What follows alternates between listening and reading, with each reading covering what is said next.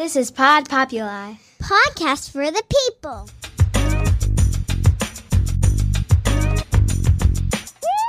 The Great Love Debate. It's the Great Love Debate. The Great Love Debate. It's the Great Love Debate.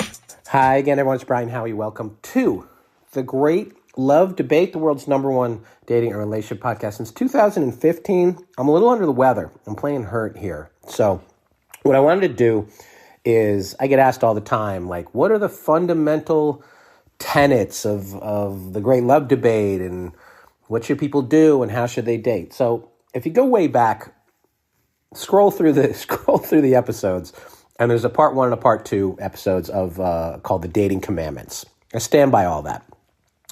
But about 4.5 years ago, as of the recording of this, I'm recording this in late 2024, during the height or the onset of COVID, I'm not really sure, but about 4 years ago, we added on to that, and we did something called the Dating Amendments. And I went and did a look back at that episode because I wanted to see what the heck were we talking about during those crazy times of COVID, which I don't think people look at them enough like they were crazy times.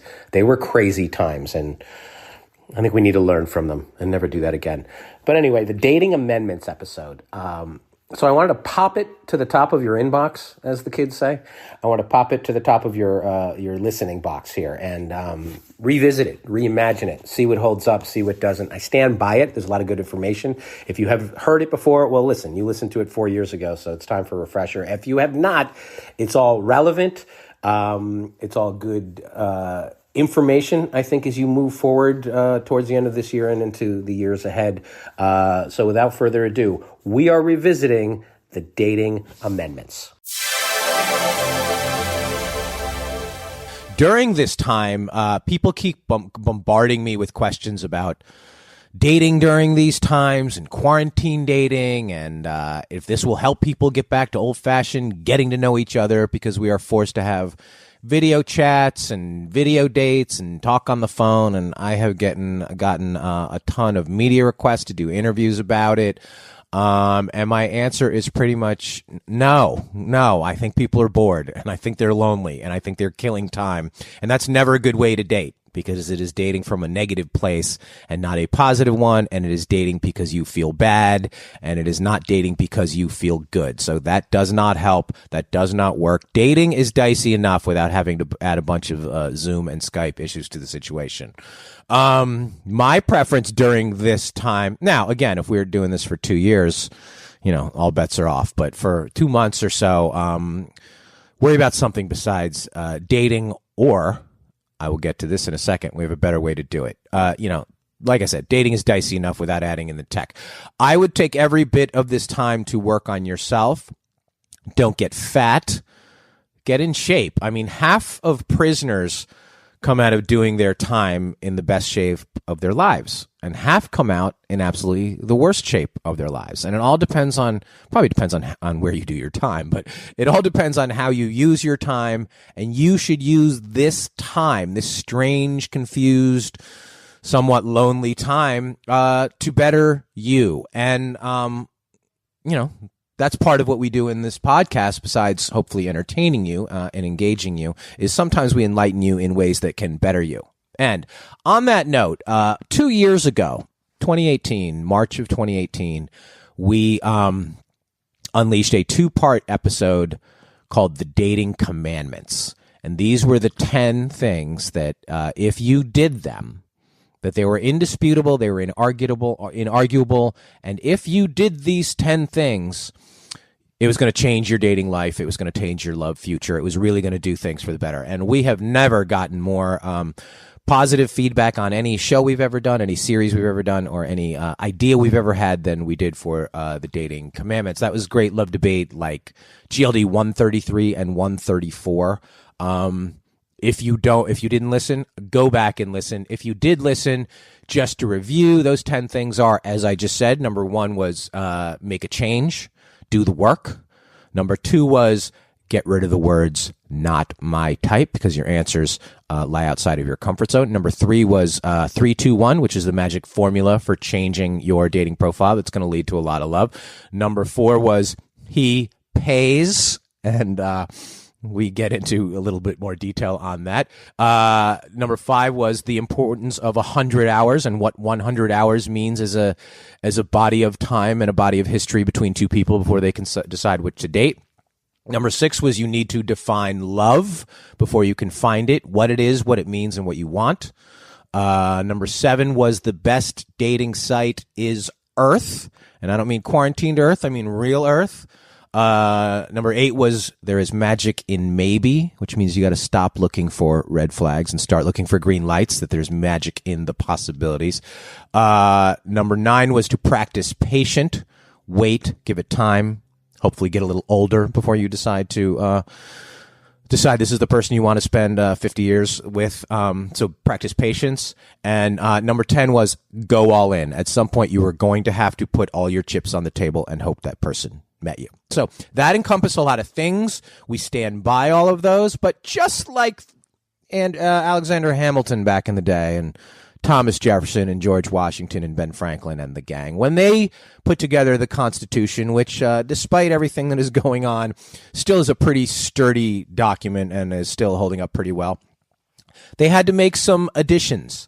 They had to make some addendums because they did not account for everything. So over the last 2 years, I have been taking notes and I have been analyzing things, and I'm like, what didn't we cover, or what was left out, or what changed, or what can we add to sort of tweak this? And much like the Constitution framers came up with the Bill of Rights and added 10 amendments, and there's 10 amendments in the Bill of Rights, just to go back to your 6th grade history class. There's 10 amendments in the Bill of Rights, and we came up with our own 10 amendments, the dating amendments.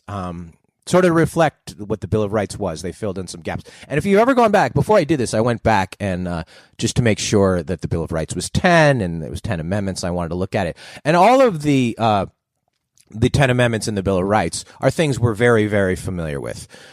Freedom of speech, freedom of the press, no unreasonable search and seizure, plead the Fifth. Everybody knows what the Fifth Amendment is, the right to speedy trial, the god-awful Second Amendment that I know a lot of you love your fucking guns, but, I mean, come on. The Second Amendment, everybody's very familiar with probably 9 of the 10 amendments.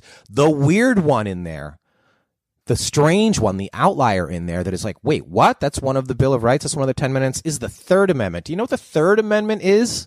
The Third Amendment is no soldier in time of peace shall be quartered in any house without the consent of the owner, which means somebody from the military cannot knock on your door and suddenly want to get into your bed. And I think there's a lot of people who wouldn't mind that. There's a lot of women who wouldn't mind a soldier knocking on their door and asking if they could sleep over. There's a lot of dudes who really wouldn't mind some military dude. And if you've ever lived in New York City during Fleet Week was when 20,000 Navy guys roll into town and try and get laid over 3 days. These are the most eligible men you will ever find, and every single woman in New York seemingly is hoping to violate the Third Amendment and to be violated by the Third Amendment, and hoping that she can, quote, quarter in her house with the consent of the owner. So the Third Amendment, just to give you a little more history, is a very odd one. So take it or leave it. But we're not here to talk about U.S. history. We're talk about dating history, and most importantly, dating future. So these, as I'm going to lay out, are the 10 dating amendments. And I wish Keiko was here because she could give us a little fanfare. But these are the 10 dating amendments that are going to be added to the dating commandments. So not that an amendment isn't as good as a commandment, but it's sort of a next step from the commandments. And these are your rights, and these are inalienable rights, and these are the rights that every single one of you have. So, dating amendment number 1, you have the right to be afraid. You have the right to feel fear. You have the right to show it. You have the right to express it. The most confident person in the room, in any room, is usually the one that's the most vulnerable. It's the one who's not shy or reluctant to recognize and to own whatever their weakness is, whatever their vulnerability is, and whatever our fear is. And almost all of our behaviors are motivated by fear. We're afraid of being rejected. We're afraid of being hurt. We're afraid of missing out. We're afraid of being alone. And all of that is absolutely okay. And you need to recognize that that is okay. And you have a right to feel that way because it is absolutely normal. I get asked all the time when I do press is, what is the one thing that everybody has in common for people that I encounter or meet or who come to our shows? And 99% of the people who I meet or come to our shows or listen to this podcast believe in love and believe that they hopefully can find a future with one other person that it lasts forever and ever and ever. That's about 99% of people hope for that, believe in that, want that. They're afraid it might not exist for them, but they believe in it. But the thing that 100% of the people share, without exception, and is fear. And they're afraid of something. And they're afraid to be with the wrong person, to make the wrong move, to do certain things at the wrong time.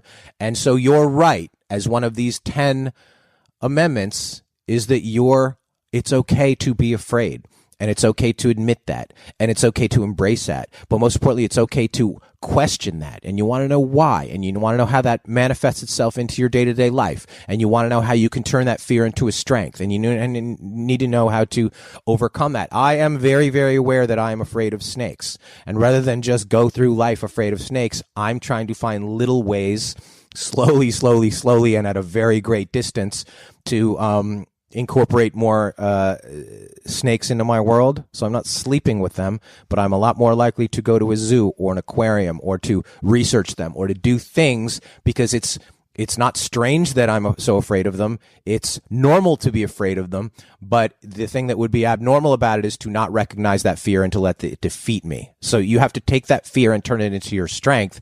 And the first thing to give you the ability to do that is to recognize it and understand that you do have the right to feel that way. And you do have the right to be afraid. And you do have the right to have fear. And you do have the right to feel that because everybody does. Okay? Not everybody admits it. Not everybody owns it. Not everybody embraces it. But as long as you know that you do have that right as a feeling, sharing, growing, evolving, hopefully loving person, that being afraid about some things all the time or about a few things some of the time is perfectly normal and perfectly okay. Number 2, you have the right to wear white after Labor Day. And I'm not saying that's the only thing, because you also have the right to wear orange on a Tuesday, or socks with flip-flops, or shorts in the winter, or anything you want, anytime you want. Fashion is about individuality. You have the right to stand out. You have the right to be bold. You have the right to find your brave. And you do not have to go by any sort of societal or norms or anything. You do whatever you want. You let your freak flag fly. You dress the way you want to dress. If you want to dress for comfort, you dress for comfort. You want to dress for speed, you dress for speed. You want to dress to impress, you dress to impress. If you want to dress in a way that nobody else is dressing, you do that, because that will give you a certain kind of confidence that nothing else will. We talk all the time about Halloween and that costume confidence. When you understand that you have the right to feel the way you want to feel, look the way you want to look, dress the way you want to dress, and get people to react the way you either do or don't care how they react, good for you. Good for you. You want to wear white on Christmas Day? Good for you.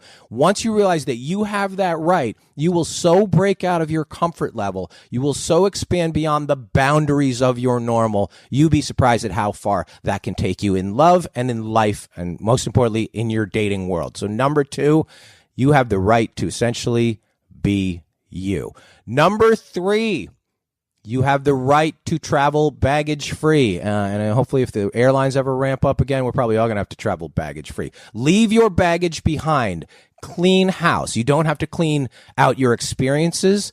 You do not have to eliminate your memories. You do not have to forget everything you've learned, but you do have the right to travel baggage free. Leave it home. Your everything that happened before does not mean it's going to happen again. And you don't have to travel with your guard up all the time. You don't have to bring this sort of all-encompassing shield from everything that's happened to you into either your non-relationship or your next relationship. You have the right to let it go.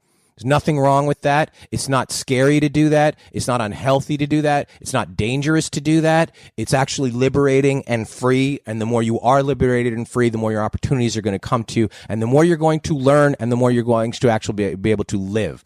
So if you understand that I have the right to move forward and look in the windshield instead of in the rearview mirror all the time, my God, the change that will make for you, the change that will make for the people around you, and the change that will make for the relationships you're trying to develop, I cannot emphasize that enough. So, number 3, you have the right to travel without baggage.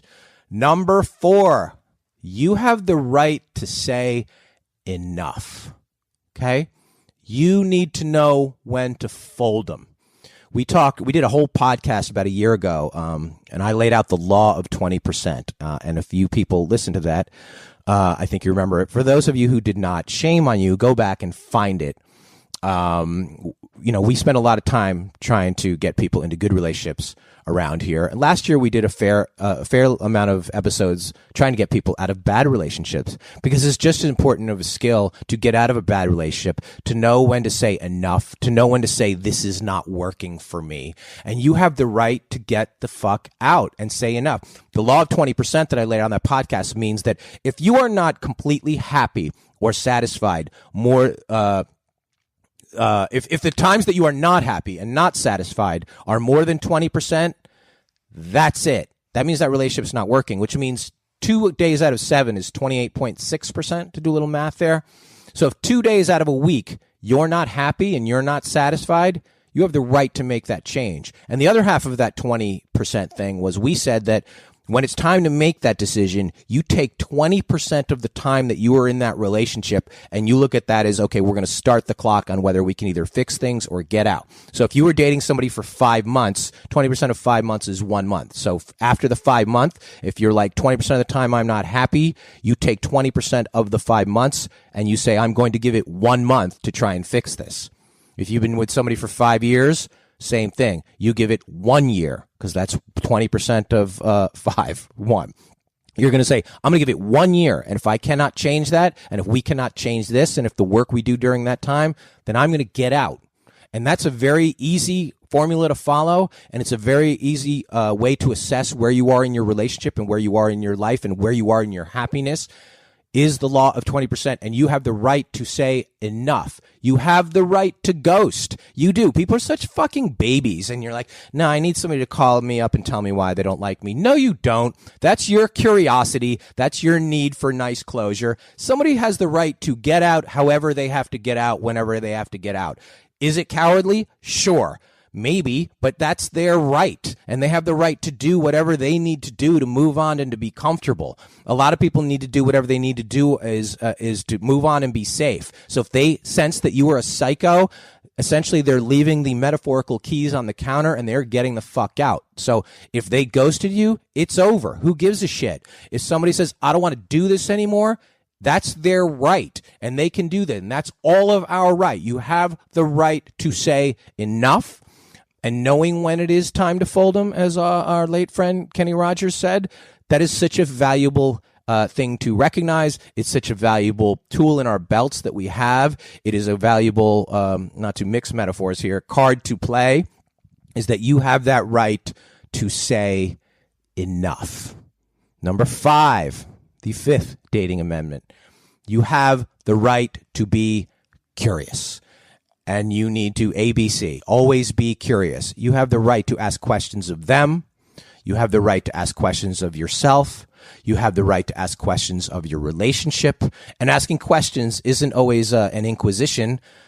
Sometimes it's to get to, and most of the time, it's get to know somebody better. It's trying to understand a situation better. It's trying to get to levels of learning and knowing and sharing and growing together. So if you don't understand things, or something doesn't feel the way you want it to feel, or just in case you want to try and take things to another level, whether that's in the kitchen or in the bedroom or on vacation or just the two of you sitting side by side, you have the right to do that. And you have the right to be curious. And you don't have to ever wonder, why am I thinking this way, or why am I feeling this way? All of these things are perfectly normal, and that is your right as a human being, and that is your right as a dater to wonder. And wondering is good. Wondering is imagination. Wondering is creativity. Wondering is what leads you to the places you need to go and the happily ever after. If you do not wonder, and if you do not question, and if you are not curious, you're never going to continue to grow and evolve. That is what we should be doing. And that is what you need to be doing. Constantly. We could not emphasize that on this podcast enough, is how curiosity is the number one asset that anybody can have as a dater, and is probably the number one asset that everybody can have as a human being. It is where you find the answers. It is where you find the progress. It is where you find everything that you ever wanted to find lies in curiosity. So number 5, you have the right to be curious. Number 6, you have the right to move. Literally. If you are in an unhappy place in life, or you're not in a happy relationship, you need to move. I personally believe every person in America needs to move 700 miles every 7 years. That's my personal formula and philosophy. I have not always practiced that. It's time to move. But I believe if every person moved 700 miles at least every 7 years, you'd get the most out of life. You'd get the most out of love. You get the most out of yourself. You get the most out of others. You'd get the most out of your country. Your perspective would grow. You do not have to stay there just because you've always stayed there. You do not have to live there because you grew up there. I'm always shocked by the statistic of how many people still live within 50 miles of where they went to high school. That's shocking to me. That saddens me. That means people are not moving out of their comfort zone, and your comfort zone is never where the answers lie. Nobody says you have to stay there. And don't give me that, oh, well, my family's here. You can visit your family, and your family would much rather visit you in a place if it was a better place and you were happier. You know, if you're happier, that's a fun person to be around, and that's always a fun place to visit. I want to go visit happy. I want to go visit a happy person. I want to go visit a person who's exploring new things and can tell me about them. I want to visit a person, and I want to talk to a person. I want to engage with a person who has had new experiences. And some people, I don't understand why they don't believe this is their right, or I don't believe they can do this, or they think it's logistically impossible. Bullshit. And don't give me that you have kids. Kids move all the time. And one of the things that is going to come out of this unfortunate situation is a lot of industries are going to be go through a lot of upheaval. A lot of businesses are going to be changing. A lot of people are going to have career paths that they might have to make an alteration on, and that is both unfortunate and that is also really fortunate, because it's a chance to assess where you are, where you can go, what you can do, and maybe who you can be if you take it somewhere else. Pack a bag, hit the road. You do have the right to move. Nobody is forcing you there. We're spending this time feeling imprisoned in our homes. Maybe people understand that you are not imprisoned in your town. You are not imprisoned in your community. And most importantly, you are not imprisoned in your life. So pack it up, hit the road. I'm doing that. Be like me. Okay? Probably 8 years too late, but I'm doing it. So stop procrastinating. You have the right to move. Number 7, this is a good one. You have the right not to care. And we talked about that on a podcast a few episodes ago. People care about the stupidest shit. Kids, remember the one we did with the kids like 5 episodes back? Kids care about the right things. Kids care about sharing, and kids care about learning, and kids care about playing, and kids care about doing the right things. You have the right not to care, not to give a fuck. The I don't give a fuck about this or that or a situation or whatever. Stop caring about things that do not matter. The more you care about things that do not matter, the more you're going to forget what does matter. You need to focus on things you should care about. And if you don't have enough things that you should care about, you need to figure out a way to find things that you care about. I personally, it's very sad for me how little this quarantine situation has changed a lot of my day-to-day life. I don't engage with that many people. I don't do that many things, except when I'm, traveling around doing the Great Love Debate. I do lead a little bit of a hermit existence. That's a bad, bad thing. It means I'm not caring about the right things, and I'm not getting all the experiences that I should. And most importantly, I'm probably caring about the wrong things. I care too much about Starbucks hours. I care too much about French fries. And I got to stop caring about that. And you have the right not to care about all of those things that you believe you need to care about. And that's really, really important. So you need to make a list of things. What do I care about and what don't I care about? And you need to take off a lot of things on the list of what you do care about. And you need to add, same thing with both lists. You need to add things that you do not care about and make that list longer. It's a good thing not to care about things. It's a liberating thing. It's a healthy thing. Stop caring about the wrong things. Start caring about the right things. And those lists should change. It shouldn't be the same 5 things for 50 years of your life that you care about or don't care about. They should be fluid. They should be growing because there should be new things, new experiences, new people, new stimuli, always coming in and out of your world.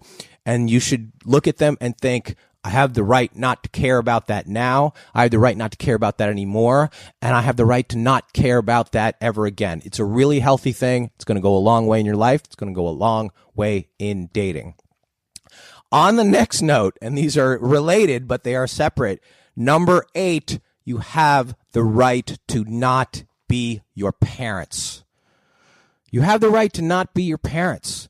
We're always afraid of being our parents and turning into our parents, but I'm shocked at how many people are living the exact same life on the exact same path, and a lot of times, as I said earlier, in the same place as their parents.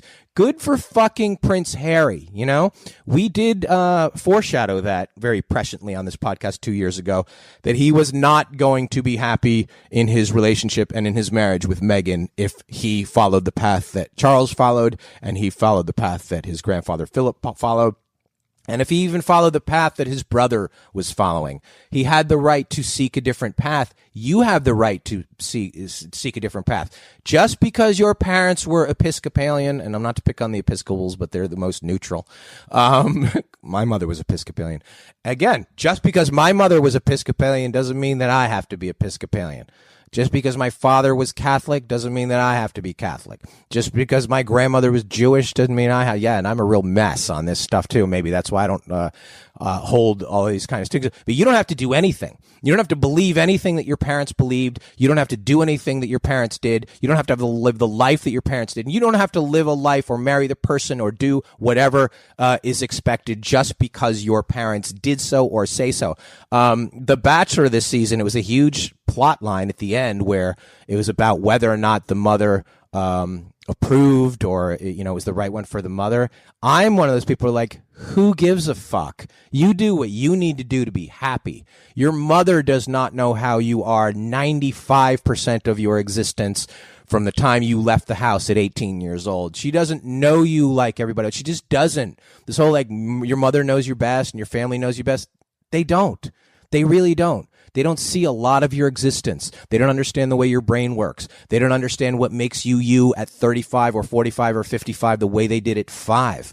My mother thinks because I liked applesauce when I was 3 years old that I would like it at 40. That's insane to me. But you don't have to like anything the same. You don't have to like things because your parents did. You don't have to do things because of their expectations. And most importantly, you do not have to live the life they did. And you do not have to do the things they do. You are you. They are them. They gave birth to you. That is not a right to control your life. And that is not a right to tell you how to live your life. So you need to find your own path. You need to grow your own thoughts. And you need to create your own opportunities that are going to make you happy, whether that is in love or in your occupation or in anything you do. You have the right to not be your parents. Number 9, you have the right to do better. And that can be anything. That could be you could do better in your fitness. You could do better at your job. You could do better in your house. You could do better in your hobbies. And you have the right to do better in who you date and how you date. Just because this is fine or this is worked out or these are the kind of people that I liked in the past doesn't mean anything. Doesn't mean one thing moving forward as we go back into the world, and God knows what kind of world that's going to be. You can do better. You can always do better, and you can always find. And I'm saying you can do better than your happily loving husband that you're with for 20 years. It doesn't mean you can do better than him. It means you can do better with him, or with her, or from the two of you. You can constantly improve your status quo. Your status quo is a snapshot of who you guys are when you guys are. It's stagnant. You need to look, where can we go? What can we be? And how can we become everything that is possible beyond what we ever thought was possible? The level of possibilities in who you are and in your, in the two of you or in the relationship you want to get. Never stop forgetting that you have the right to do better, even if you are as happy as you possibly could be. And I'm a pretty happy person, and I think I'm happier than most people, because I do think that way. I do think that I'm always going to get better, I hope. I do believe I have the right to get better. I do believe there's opportunities to get better, and I recognize those all the time. I am getting in better shape during this quarantine. I am being more thoughtful during this time. I think a lot of this is good for me because I look at this as an opportunity, and the opportunity stems out of the right that we all have. We have the right to be and do better. And most importantly, this might seem obvious, but, you know, a lot of things in the Bill of Rights seem obvious, but maybe they weren't, except for the soldier quartering in your house one. Not obvious. The 10th Amendment to your dating Bill of Rights is you have the right to be happy and to feel loved and to be loved and to love. And all of those seem separate, but they are all tied together. You'd be surprised at how many people do not feel that they have the right to this, either because they haven't experienced it or because they have something from their past that is leading their brain or their actions or their mindset to think, I don't deserve this. I don't know what this is. I don't know if I'm capable of doing this. Stems into the fear we talked about, stems into the childhood we talked about. And yeah, I think if you go to therapy like I did, you will understand that you didn't necessarily do something wrong when you were 7 or 17 or 37, or the situation wasn't right when you were 8 at 18 or 28. But you do retain the right. That is the inalienable right that never goes away for anybody, regardless of your life situation, regardless of your dating situation. You have the right to be happy. And once you understand you have the right to be happy, you're like, I deserve this.